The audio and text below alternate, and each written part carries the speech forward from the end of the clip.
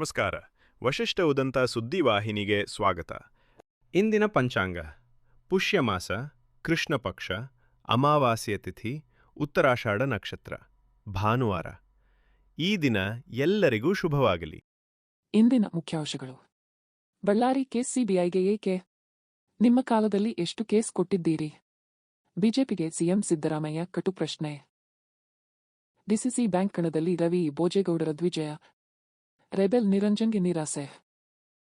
ಇಂದು Bigg Boss grand finale. Kannada season 12 trophy ಯಾರ ಕೈ ಸೇರಲಿದೆ? ಈಗ ಮೈಸೂರಿನ ಪ್ರಮುಖ ಸುದ್ದಿಗಳು. ಮೈಸೂರಿನಲ್ಲಿ ಮಾಧ್ಯಮಗಳೊಂದಿಗೆ ಮಾತನಾಡಿದ ಮುಖ್ಯಮಂತ್ರಿ ಸಿದ್ದರಾಮಯ್ಯ ಅವರು ಬಳ್ಳಾರಿ ಪ್ರಕರಣವನ್ನು ಸಿಬಿಐಗೆ ವಹಿಸಬೇಕು ಎಂದು ಆಗ್ರಹಿಸುತ್ತಿರುವ ಬಿಜೆಪಿ ವಿರುದ್ಧ ತೀವ್ರ ವಾಗ್ದಾಳಿ ನಡೆಸಿದರು. ತಮ್ಮ ಆಡಳಿತಾವಧಿಯಲ್ಲಿ ಬಿಜೆಪಿ ಸರ್ಕಾರ ಎಷ್ಟು ಪ್ರಕರಣಗಳನ್ನು ಸಿಬಿಐಗೆ ವಹಿಸಿದೆ ಎಂಬುದನ್ನು ಜನತೆಗೆ ತಿಳಿಸಲಿ ಎಂದು ಸಿಎಂ ಪ್ರಶ್ನಿಸಿದರು. ರಾಜ್ಯದಲ್ಲಿ ಕಾನೂನು ಸುವ್ಯವಸ್ಥೆ ಕಾಪಾಡಲು ಸರ್ಕಾರ ಬದ್ಧವಾಗಿದೆ ಎಂದ ಅವರು ಯಾವುದೇ ಪ್ರಕರಣವನ್ನು ಮುಚ್ಚಿಹಾಕುವ ಉದ್ದೇಶ ಸರ್ಕಾರಕ್ಕೆ ಇಲ್ಲ ಎಂದು ಸ್ಪಷ್ಟಪಡಿಸಿದರು. ತನಿಖೆಗೆ ಅಡ್ಡಿಪಡಿಸುವ ರಾಜಕೀಯ ನಡೆಯನ್ನು ಬಿಜೆಪಿ ಮೊದಲು ನಿಲ್ಲಿಸಲಿ ಎಂದು ಕಿಡಿಕಾರಿದರು. ಪ್ರಕರಣದ ಸತ್ಯಾಸತ್ಯತೆ ಹೊರಬರಲು ನ್ಯಾಯಸಮ್ಮತ ತನಿಖೆ ನಡೆಯಲಿದೆ ಎಂದರು. ಬಳ್ಳಾರಿ ಕೇಸಿನ ವಿಚಾರದಲ್ಲಿ ಸಿಬಿಐ ಕೊಡಬೇಕು ಅಂತ ಒತ್ತಾಯ ಮಾಡ್ತಾ ಇದ್ದಾರೆ ಸರ್ ಬಿಜೆಪಿ. ಇನ್ನೇನು ಸಮಾವೇಶ ಮಾಡಿದ್ದಾರೆ. ಬಿಜೆಪಿಯವರು ಮೊದಲು ಹೇಳಿ ಅವರು ಯಾವ್ಯಾವ ಕೇಸ್ನ ಸಿಬಿಐ ಕೊಟ್ಟಿದ್ದಾರೆ ಮೊದಲು ಅವರು ಹೇಳಬೇಕು. ಹಿಂದೆ ನಾವು ವಿರೋಧ ಪಕ್ಷದಲ್ಲಿದ್ದಾಗ, ಅವರು ಅಧಿಕಾರದಲ್ಲಿದ್ದಾಗ ಯಾವ್ಯಾವ ಕೇಸ್ಗಳನ್ನು ಸಿಬಿಐ ಕೊಟ್ಟಿದ್ದಾರೆ ಯಾವ್ದಾದ್ರು ಕೇಸ್ನ? ಮತ್ತೆ ಅವ್ರಿಗೆ ಯಾವ ನೈತಿಕ ಹಕ್ಕಿದೆ ಹೇಳಲಿಕ್ಕೆ? ಯಾವ ಕಾರಣಕ್ಕೆ ಪದೇ ಪದೇ ಸಿಬಿಐ ಅಂತಾರೆ ಸರ್ ಅವರು ಅಧಿಕಾರದಲ್ಲಿ ಇದ್ದಾಗ ಕೊಟ್ಟಿದ್ರೆ ಎಲ್ಲ ಕೇಸ್ಗಳು ನಾವು ಡಿಮ್ಯಾಂಡ್ ಮಾಡೋದ್ವಲ್ಲ, ಆ ಕೇಸ್ಗಳನ್ನೆಲ್ಲ ಕೊಟ್ಟಿದ್ರೆ ಅವ್ರಿಗೆ ನೈತಿಕತೆ ಇರ್ತಿತ್ತು. ಈಗ ನೈತಿಕತೆ ಇದೆಯಾ? ಯಾವ್ದಾದ್ರು ಒಂದು ಕೇಸು ಕೊಟ್ಟಿರ್ತಕ್ಕಂಥದ್ದು ತೋರಿಸ್ಲಿ. ನಾನು ಚೀಫ್ ಮಿನಿಸ್ಟರ್ ಇರುವಾಗ ಅನೇಕ ಕೇಸ್ಗಳನ್ನು, ಸುಮಾರು 7-8 ಕೇಸ್ಗಳನ್ನು ಸಿಬಿಐ ಕೊಟ್ಟಿದ್ದೀನಿ. ಇವ್ರು ಕೊಟ್ಟಿದ್ದಾರಾ? ಜಾರ್ಜ್ ಕೇಸ್ ಕೊಟ್ಟಿದ್ದೀನಿ, ಲಾಟ್ರಿ ಕೇಸ್ ಕೊಟ್ಟಿದ್ದೀನಿ, ಸೌಜನ್ಯ ಕೇಸ್ ಕೊಟ್ಟಿದ್ದೀನಿ, ಉತ್ತರ ಕನ್ನಡ ಜಿಲ್ಲೆಯಲ್ಲಿ ಕೊಟ್ಟಿದ್ದೀನಿ. ಇವ್ರು ಯಾವ್ದು ಕೊಟ್ಟಿದ್ದಾರೆ? ಯಾವ್ದಾದ್ರು ಒಂದು ಕೇಸ್, ಇಂಥ ಕೇಸ್ ಕೊಟ್ಟಿದ್ದೀವಿ. ಮೈಸೂರು ಗ್ರಾಮಾಂತರ ಜಿಲ್ಲೆಯ ಗ್ರಾಮವೊಂದರಲ್ಲಿ ಚಿರತೆ ಭೀತಿ ಜನರಲ್ಲಿ ಆತಂಕ ಮೂಡಿಸಿದೆ. ತೋಟದ ಮನೆಯೊಳಗೆ ನುಗ್ಗಿದ ಚಿರತೆ ಮನೆಯ ಬಳಿ ಆಟವಾಡುತ್ತಿದ್ದ ನಾಯಿ ಮರಿಯನ್ನು ಎಳೆದೊಯ್ದ ಘಟನೆ ನಡೆದಿದೆ. ಈ ದೃಶ್ಯ ತೋಟದ ಮನೆಯಲ್ಲಿ ಅಳವಡಿಸಿದ್ದ ಸಿಸಿ ಕ್ಯಾಮೆರಾದಲ್ಲಿ ಸ್ಪಷ್ಟವಾಗಿ ದಾಖಲಾಗಿದೆ. ತಡರಾತ್ರಿ ನಡೆದ ಈ ಘಟನೆ ಬಳಿಕ ಗ್ರಾಮಸ್ಥರು ಭಯಭೀತರಾಗಿದ್ದು ಅರಣ್ಯ ಇಲಾಖೆ ಕ್ರಮ ಕೈಗೊಳ್ಳಬೇಕು ಎಂದು ಆಗ್ರಹಿಸಿದ್ದಾರೆ. ಚಿರತೆ ಸಂಚರಿಸುವ ಸಾಧ್ಯತೆ ಇರುವುದರಿಂದ ಗ್ರಾಮದಲ್ಲಿ ಎಚ್ಚರಿಕೆ ವಹಿಸಲು ಅರಣ್ಯ ಇಲಾಖೆ ಸೂಚನೆ ನೀಡಿದೆ. ಪಂಜರ ಅಳವಡಿಸಿ ಚಿರತೆಯನ್ನು ಸೆರೆಹಿಡಿಯುವಂತೆ ಗ್ರಾಮಸ್ಥರು ಒತ್ತಾಯಿಸಿದ್ದಾರೆ. ಈಗ ಹಾಸನದ ಪ್ರಮುಖ ಸುದ್ದಿಗಳು. ಹಾಸನದಲ್ಲಿ ಪೊಲೀಸ್ ನೌಕರರ ಸಂಘದ ಆಡಳಿತ ಮಂಡಳಿ ಚುನಾವಣೆಗೆ ಬಿರುಸಿನ ಮತದಾನ ನಡೆಯಿತು. ಹಾಸನ ಜಿಲ್ಲಾ ಪೊಲೀಸ್ ಅಫಿಷಿಯಲ್ ನೌಕರರ ಸಹಕಾರ ಸಂಘದ 43 ಸ್ಥಾನಗಳ ಪೈಕಿ 16 ಸ್ಥಾನಗಳಿಗೆ ಇಂದು ಚುನಾವಣೆ ಜರುಗಿತು. ನಗರದ ಡಿಆರ್ ಕ್ವಾರ್ಟರ್ಸ್ನಲ್ಲಿ ಬೆಳಿಗ್ಗೆ 9 ಗಂಟೆಯಿಂದ ಮತದಾನ ಪ್ರಾರಂಭವಾಗಿದ್ದು ಒಟ್ಟು 811 ಪೊಲೀಸ್ ಸಿಬ್ಬಂದಿ ಮತಚಲಾಯಣೆಯಲ್ಲಿ ಭಾಗವಹಿಸಿದರು. ಜಿಲ್ಲೆಯ ಪೊಲೀಸ್ ನೌಕರರು ಉತ್ಸಾಹದಿಂದ ಮತ ಹಾಕಿದರು. ಉಳಿದ 27 ಸ್ಥಾನಗಳಿಗೆ ಅಭ್ಯರ್ಥಿಗಳು ಸ್ಪರ್ಧೆ ಇಲ್ಲದೆ ಆಯ್ಕೆಯಾಗಿದ್ದಾರೆ. ಚುನಾವಣಾ ಪ್ರಕ್ರಿಯೆ ಶಾಂತವಾಗಿ ನಡೆದಿದ್ದು ಮತ ಎಣಿಕೆ ನಂತರ ಫಲಿತಾಂಶವನ್ನು ಇಂದೇ ಪ್ರಕಟಿಸಲಾಗುವುದು ಎಂದು ಚುನಾವಣಾಧಿಕಾರಿಗಳು ತಿಳಿಸಿದ್ದಾರೆ.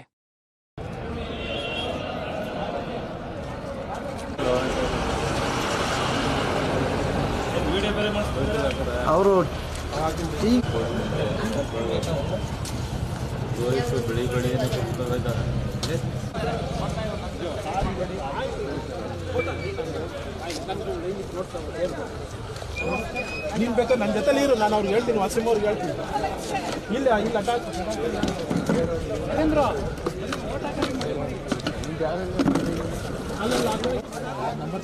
ನಿಂದು ಕಾರಣ ಆಗಿಲ್ವಾ?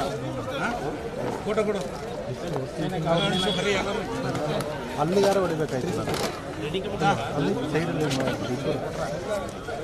ಮರಿನೇ ಹೆಲ್ಮೆಟ್.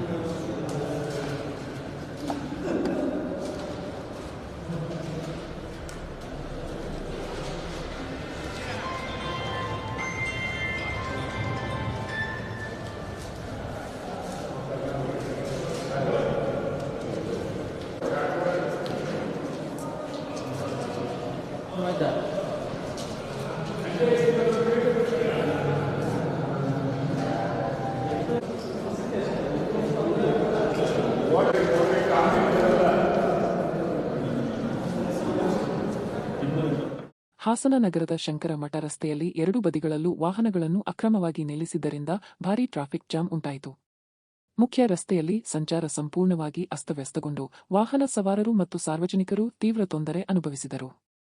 ಗಂಟೆಗಳ ಕಾಲ ವಾಹನಗಳು ನಿಂತುಕೊಂಡಿದ್ದರಿಂದ ಶಾಲಾ ಮಕ್ಕಳು, ಕಚೇರಿ ಸಿಬ್ಬಂದಿ ಹಾಗೂ ರೋಗಿಗಳು ಪರದಾಡಿದರು. ಅಕ್ರಮ ಪಾರ್ಕಿಂಗ್ ವಿರುದ್ಧ ಪೊಲೀಸ್ ಇಲಾಖೆ ಸೂಕ್ತ ಕ್ರಮ ಕೈಗೊಳ್ಳದೆ ನಿರ್ಲಕ್ಷ್ಯ ತೋರಿದೆ ಎಂದು ಸಾರ್ವಜನಿಕರು ಆಕ್ರೋಶ ವ್ಯಕ್ತಪಡಿಸಿದರು.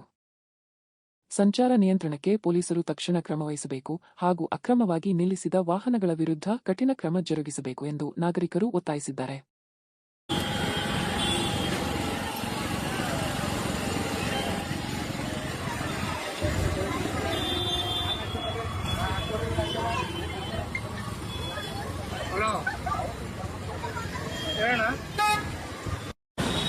ಶಂಕರ ಮಠ ರಸ್ತೆ ಫುಲ್ ಟ್ರಾಫಿಕ್ ಜಾಮ್.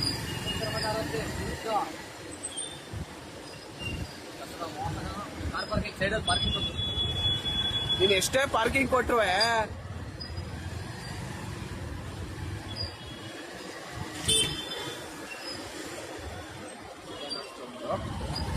ಸಡನ್ ಆಗಿ ಬಿಡ್ಬೇಡ, ಮೂವ್ ಮಾಡು.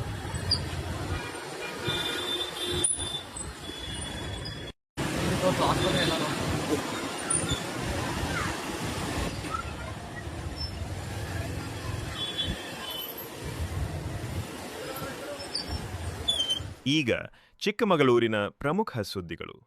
ಡಿಸಿಸಿ ಬ್ಯಾಂಕ್ ಚುನಾವಣೆಯಲ್ಲಿ ಎನ್ಡಿಎ ಅಭ್ಯರ್ಥಿಗಳು ಕ್ಲೀನ್ ಸ್ವೀಪ್ ಸಾಧಿಸಿದ ಹಿನ್ನೆಲೆಯಲ್ಲಿ ಪಕ್ಷದ ಕಾರ್ಯಕರ್ತರು ಭರ್ಜರಿ ಸಂಭ್ರಮಾಚರಣೆ ನಡೆಸಿದರು.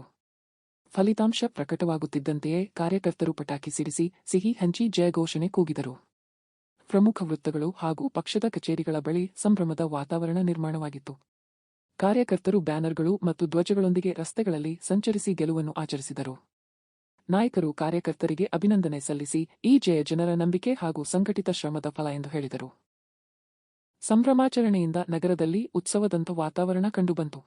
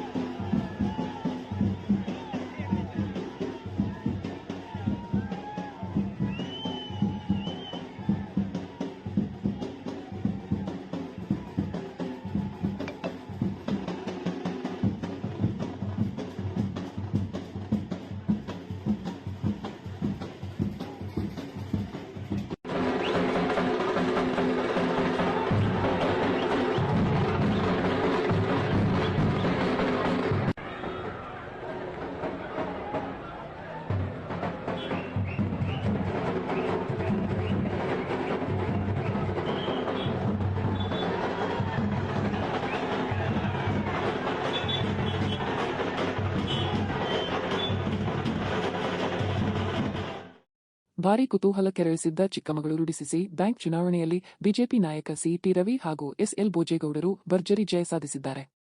ಚಿಕ್ಕಮಗಳೂರು ತಾಲೂಕು ಪ್ರಾಥಮಿಕ ಕೃಷಿ ಪತ್ತಿನ ಸಹಕಾರ ಸಂಘದ ಕ್ಷೇತ್ರದ 2 ಸ್ಥಾನಗಳಿಗೆ ನಡೆದ ಚುನಾವಣೆಯಲ್ಲಿ ಸಿಟಿ ರವಿಗೆ 27 ಮತಗಳು, ಭೋಜೇಗೌಡರಿಗೆ 30 ಮತಗಳು ಲಭಿಸಿವೆ. ಇದರಿಂದ ಮೈತ್ರಿಯಲ್ಲಿ ಯಾವುದೇ ಬಿರುಕು ಇಲ್ಲ ಎಂಬ ಸಂದೇಶ ರವಾನೆಯಾಯಿತು. ಪಕ್ಷದ ಆದೇಶ ಉಲ್ಲಂಘಿಸಿ ಸ್ಪರ್ಧಿಸಿದ್ದ ಬಿಜೆಪಿ ರೆಬೆಲ್ ಅಭ್ಯರ್ಥಿ ನಿರಂಜನ್ ಕೇವಲ 5 ಮತಗಳಿಗೆ ಸೀಮಿತರಾದರು. ಪ್ರತಿಷ್ಠೆಯ ಕಣವಾಗಿ ಮಾರ್ಪಟ್ಟಿದ್ದ ಈ ಚುನಾವಣೆಯಲ್ಲಿ ಸಿಟಿ ರವಿ ಹಾಗೂ ಬೋಜೇಗೌಡರ ಗೆಲುವಿನಿಂದ ಕಾರ್ಯಕರ್ತರು ಸಂಭ್ರಮಾಚರಣೆ ನಡೆಸಿದರು.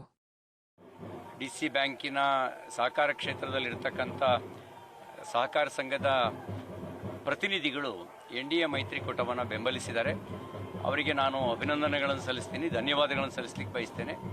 ಇದೊಂದು ಸೇವಾ ಕ್ಷೇತ್ರ, ಇದು ಅಧಿಕಾರದ ಕ್ಷೇತ್ರ ಅಲ್ಲ, ಇದು ಸೇವಾ ಕ್ಷೇತ್ರ. ವಿಶೇಷವಾಗಿ ರೈತರಿಗೆ ಮತ್ತು ಸಹಕಾರ ಕ್ಷೇತ್ರದಲ್ಲಿ ಇರತಕ್ಕಂಥ ಸಹಕಾರಿಗಳಿಗೆ ನಾವು ಹೆಚ್ಚಿನ ರೀತಿಯಲ್ಲಿ ನೆರವು ಕೊಟ್ಟು ಸೇವೆಯಲ್ಲಿ ತೊಡಗಿಸ್ಕೊಳ್ಳೋದಕ್ಕೆ ಇರುವಂಥ ಒಂದು ಮಾಧ್ಯಮ.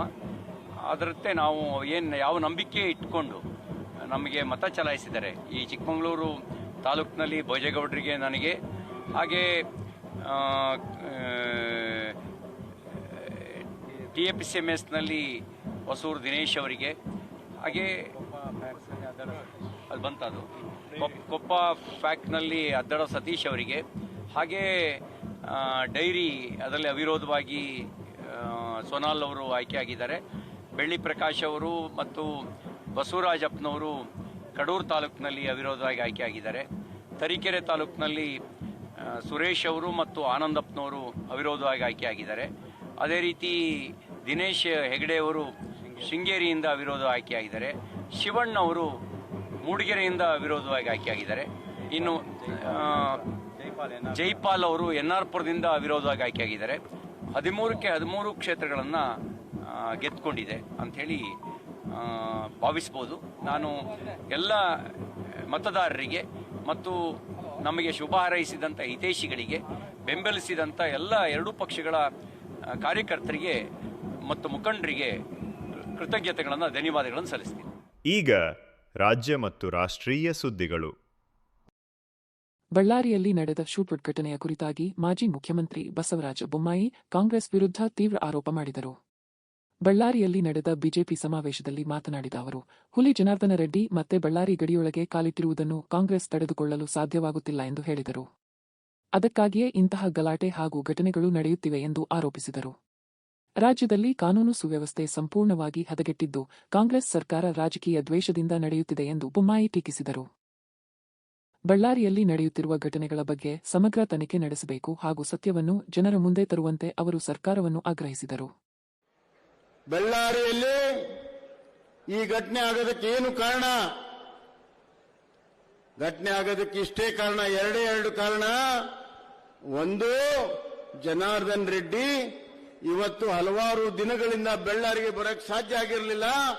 ಕೋರ್ಟಿನ ಆದೇಶದ ಪ್ರಕಾರ ಬಳ್ಳಾರಿ ಗಡಿ ಒಳಗೆ ಬಳ್ಳಾರಿಯ ಹುಲಿ ಜನಾರ್ದನ್ ರೆಡ್ಡಿ ಕಾಲಿಟ್ಟಿದ್ದಾರೆ. ನಮಗೆ ಉಳುಗಾಲ ಇಲ್ಲ ಅಂತಂದು ಈ ಒಂದು ಕೃತ್ಯ ಆಗಿದೆ. ಇನ್ನೊಂದು ಮಹತ್ವದ ಕಾರಣ, ಜನಾರ್ದನ್ ರೆಡ್ಡಿ ಮತ್ತು ಅತ್ಯಂತ ಅವರ ಆತ್ಮೀಯ ಸ್ನೇಹಿತ ರಾಮ್ಲು ಅವರು ಒಂದಾಗಿದ್ದಾರೆ. ಮತ್ತೊಮ್ಮೆ ಮುಖ್ಯಾಂಶಗಳು. ಬಳ್ಳಾರಿ ಕೇಸ್ ಸಿಬಿಐಗೆ ಏಕೆ? ನಿಮ್ಮ ಕಾಲದಲ್ಲಿ ಎಷ್ಟು ಕೇಸ್ ಕೊಟ್ಟಿದ್ದೀರಿ? ಬಿಜೆಪಿಗೆ ಸಿಎಂ ಸಿದ್ದರಾಮಯ್ಯ ಕಟು ಪ್ರಶ್ನೆ. ಡಿಸಿಸಿ ಬ್ಯಾಂಕ್ ಕಣದಲ್ಲಿ ರವಿ ಬೋಜೇಗೌಡರ ದ್ವಿಜಯ, ರೆಬೆಲ್ ನಿರಂಜನ್ಗೆ ನಿರಾಸೆ. ಇಂದು Bigg Boss grand finale. Kannada season 12 trophy ಯಾರ ಕೈ ಸೇರಲಿದೆ? ಇಲ್ಲಿಗೆ ಇಂದಿನ ವಾರ್ತಾ ಪ್ರಸಾರ ಮುಕ್ತಾಯವಾಯಿತು. ಧನ್ಯವಾದಗಳು. ಈ ದಿನ ಎಲ್ಲರಿಗೂ ಶುಭವಾಗಲಿ.